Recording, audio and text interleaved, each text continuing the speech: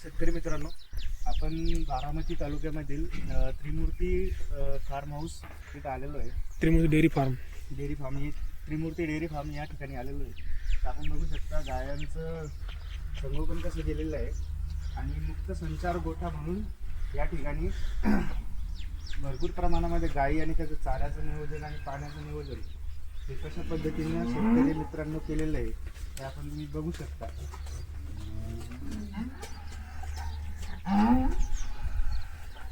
पुढे पुढे चाललं पुढे पुढे चाल म्हणलं. गायची तब्येती बी किती खतरनाक बा. बोलतो अजून बोल. ते बघू शकता हे यांच्या गळ्यामध्ये जे टॅगिंग सिस्टम लावलेलं आहे. म्हणजे ती गाय जी गाभण आहे किंवा नाही दूध आवाली कोणती दूध देणारी टॅगिंग सिस्टम त्यांचं जे टॅगिंगचं त्यांच्याजवळ हे जे लावलेलं आहे त्याच्या गळ्यामध्ये इथून बघू शकता. जे काय गाभण असेल त्या आता हे बघा आहे समोरच्या गाईचं पूर्ण क्वालिटी बस नाही तसं नाही. ते आपण ते आलो का चारा टाकतो त्याच्यामुळे ते आले आहेत ते आपल्याला बघून. त्याच्यातलं कोणतंच मटेरियल असं वेस्टेज नाही आहे. त्यांनी जे खाल्लेला चारा येतो ते खाली जो पडतो तो चारा जे शेण खाली पडते ते शेण JCBच्या सहाय्यानं त्यांच्या पायानं असं बारीक होते आणि JCBच्या सहाय्यानं ते उचलून शेतामध्ये टाकतात किंवा विकतात. ते त्याची किंमत म्हणजे त्यांना पैसे पण त्याचे चांगले मिळतात. पाण्याचं हे बघा पाण्याचं नियोजन पण व्यवस्थित केलेलं आहे. इथं गाईला पाणी वगैरे सगळं व्यवस्थित व्यवस्था केलेली आहे.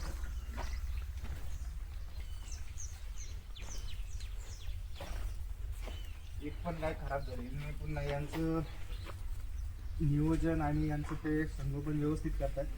बघू शकता आपण गाईचं एक पण गाय खराब झालेली नाही याच्यामध्ये. हे बघा गाय काय क्वालिटी. मेडिकल फॅसिलिटी पण इथं चांगल्या प्रकारे उपलब्ध आहे. गायची साईज बघा तेवढी मुसीबतला पण गाय नसते. आपण चारा टाकासाठी द्यायला लागलं ते चारा नाही रे बाबा.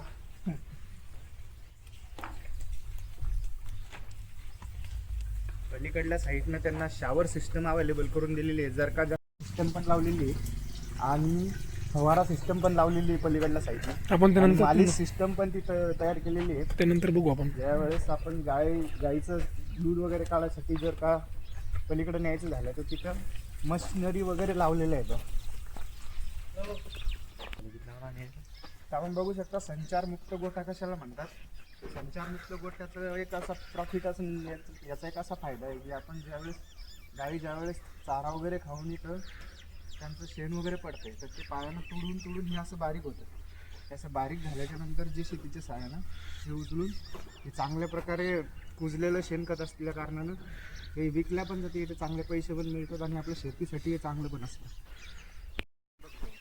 त्याच ठिकाणी त्या गाईचं जे गोमूत्र आहे ते पण त्यामध्ये पडते आणि चांगल्या प्रकारे शेण कुजवण्यासाठी मदत पण होते.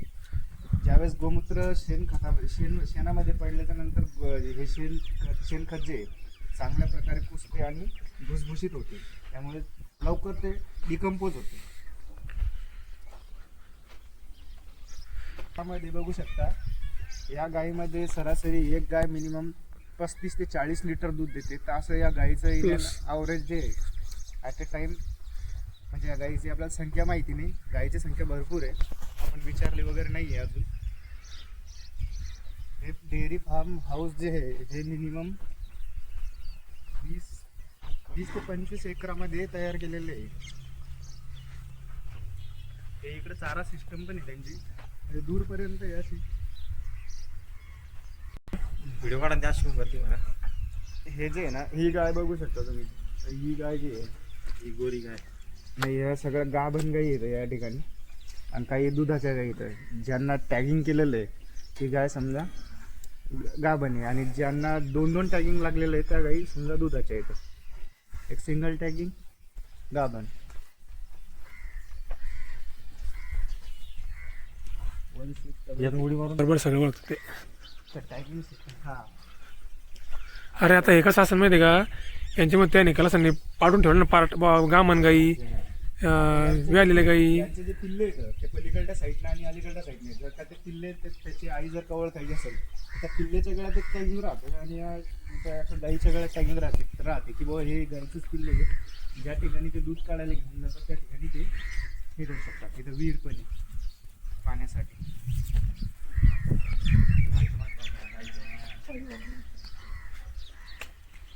गार्डन बघू शकता तुम्ही किती मोठे आहे. ॲट अ टाइम म्हणजे दूध 25 ते 30 लिटर नाही सॉरी 35 ते 40 लिटर ॲट अ टाइम एक गाय दूध देते.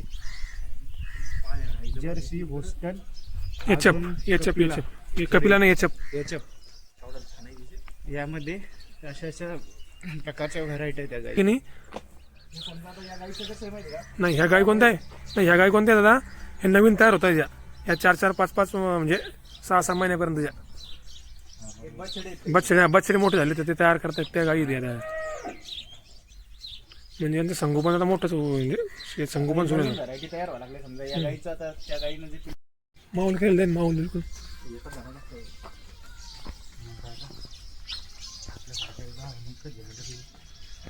आपल्यासारखे 10 जण नाही आपल्यासारखे किती पगार आले कामाला असं दुधाच्या मस्त त्या ते बाय इथं गाय धुणं आणि दुधाच्या मस्त इकडं सिस्टमॅटिक सगळं इथं मसाज पार्लर द्यायचं. हे मुक्त संचार गोठा आहे पुन्हा मुक्त पूर्ण गाय मुक्त आहे पुन्हा या खतरा आहे बारामती तालुक्यातला सगळं काय मोकळं आहे ना मुक्त म्हणजे मुक्त आहे सगळं. दुग्गवर निघलं जर्सी मग जर्सी ती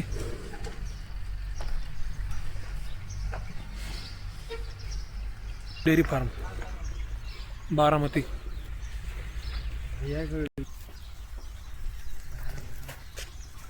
गाई पाहिजे किती खराब जिराब काहीच नाही बाबा. ते पूर्ण पाहिजे स्वच्छ आहे ना त्या धुवून गाय गाभणी ह्याच्यातला काहीतरी गाय गाभणी काही का म्हणastiin काही असं तसं काही दूध असेल गाईच तब्येत पाहिजे तो एक बी गाय खराब आहे का तर अशी काय पाहिजे सगळ्या गाई आहेत प्रत्येक गाईला लावले टॅग लावेल टॅग घे त्यांना मीटर लावलेत ना कोणती गाय दुधाची कशी सगळं माहिती असं त्यांना. याच्यावर QR कोड पण लावले काही हो ना QR कोडच आहे ते साईज ना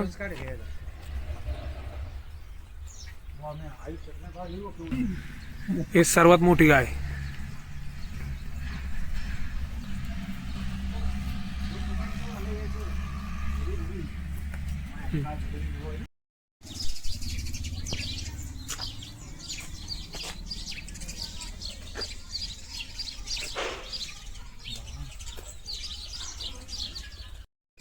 शेतकरी मित्रांनो पूर्ण हा 900 गायांचा गोठा आहे